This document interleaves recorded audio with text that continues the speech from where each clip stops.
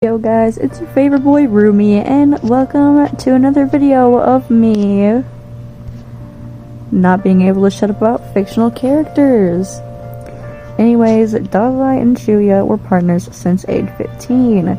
They have extreme trust in each other, according to the Dead Apple guidebook. It says, quote, The core characterization of Dazai and Chuuya's partnership is based on pure trust, where both of them are capable of leaving each other's lives in the other's hand without a second thought or doubt. And the trust that they have has been there since the beginning, and neither of them knows why. Supposedly, it is due to an unknown force. The duo became known as Sokoku after the events of Dragon's Head Rush. They took out an enemy organization in one night, and since then they have been recognized as Sokoku or Double Black. We see Dazai getting thrown into the Port Mafia's basement, which, by the way, was intentional, but more on that in a minute. He interacts with Akutagawa for a minute, and the next day he wakes up to hear Chuuya's voice. Then they talk for a minute. Chuuya pulls him closer and says that he can fool Akutagawa but not him. And after they had their little gay fight, then Chuuya realizes that Dazai's second reason for coming was to force him between a rock and a wall. But Dazai probably could have found the documents that he wanted on his own, so really Chuuya was the only real reason for Dazai getting caught. And frankly, I don't think that this is a way that you look at your rival, heterosexually of course.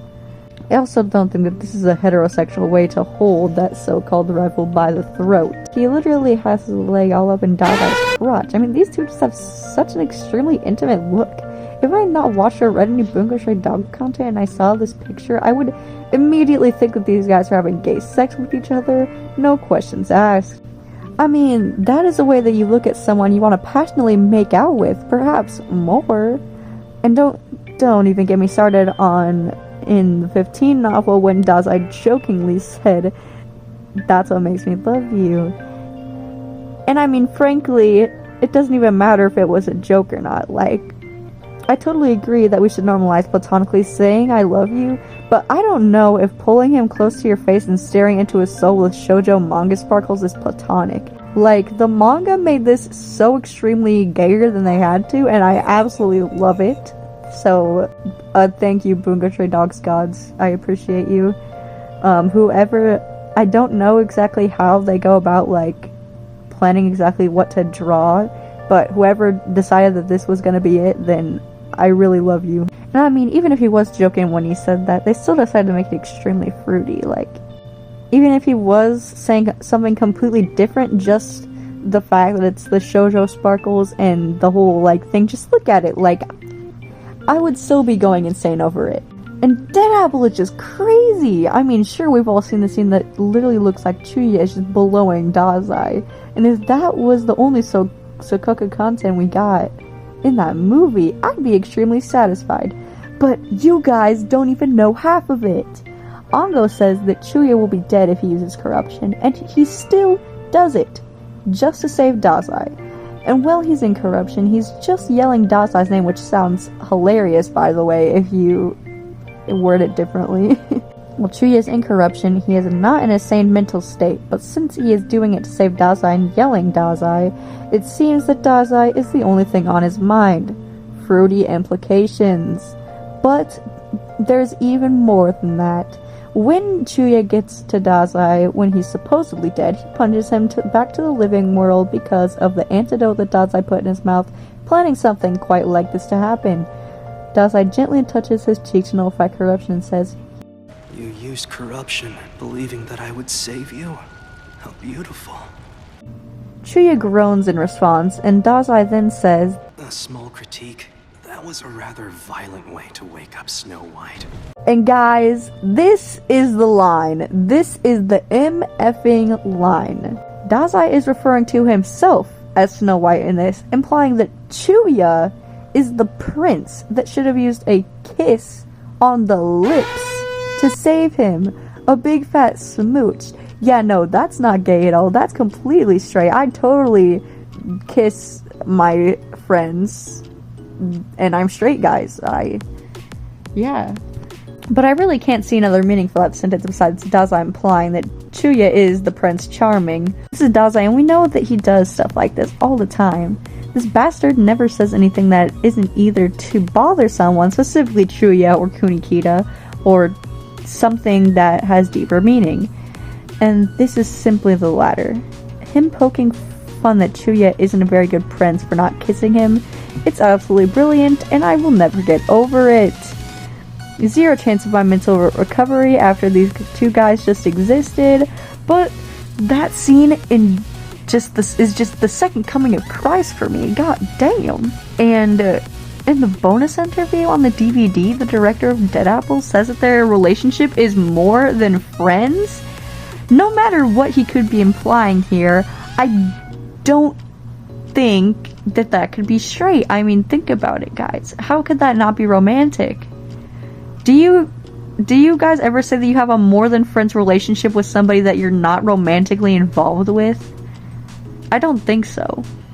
And I mean, this is what I found on the shipping wiki article, and I quote, "In the interview for a bonus after purchasing the DVD or Blu-ray of Dead Apple, the director for the film, Takuya Igarashi, comments on Dazai and Chuuya's relationship as something more than friends, where one another can understand and communicate as if they are one soul in two different bodies."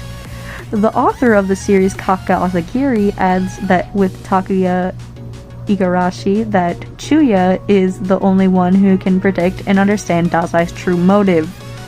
And if you're a loser and look further into this, I am a loser that looks further into this, one soul in two different bodies is usually the definition of the term twin flame, or at least that's to my understanding. And a twin flame is somebody that your bond is extremely close with and extremely strong, and your souls are connected, and it's often compared to the term soulmate. However, I am not an expert. That statement to me is basically saying that these two have a soulmate-like relationship. So I really cannot just fathom the fact with how fruity these two beings are. And I know that I make these videos fast-paced and stuff and just kind of go in no particular order. I just rant about stuff, but I seriously cannot even believe just how much content there is. I mean, I could literally go on for hours. And this official art is just unbelievable, dude. It's not just the fact that they're super close to each other and like above each other's faces, like straight up Spider-Man style right here, dude. If that wasn't enough to make it extremely gay, then there is still no hetero explanation for the flowers. These flowers are called red camellias, and they are said to represent love, trust, passion, and desire. Wow. I mean, just wow. If that isn't gay, then I don't know what is, dude. They might as well be having gay S-word at this point with how fruity that is. But yeah, I'm currently going insane over them, and I will definitely be making a whole video on just Stormbringer because I just finished it and I am seriously losing my mind over it. I am screaming, bouncing off the walls. I am going absolutely bat crap crazy right now, and it is not even funny. So I hope that you guys enjoyed my little silly rant about them because I'm not getting over them ever. And I mean, even just besides Stormbringer, I actually have so much more content that I didn't even have quite the amount of time to talk about in this. Subscribe maybe, and if I hit 100 subscribers, then I will definitely be making a part 2, so yippee! Anyways, everybody, happy Pride Month because I know you guys are all fruity, and just, yeah, have a good day, bye!